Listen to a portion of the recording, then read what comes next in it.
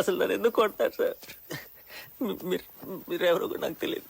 ఏ ఆటదైనా నా వెనక పిచ్చి కుక్కలా తిరుగుతుంది. అలాంటిది తను నీ మూలంగా నాకు. ఎవరు సార్? ఎవరి గురించి మాట్లాడుతున్నారు? బిందు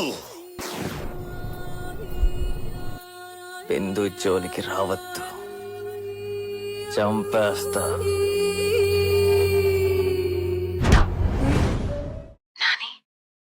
నేను బిందుని. I love you. రెక్కలు లేకపోయినా చుక్కలకే నిన్ను తీసుకెళ్ళనా.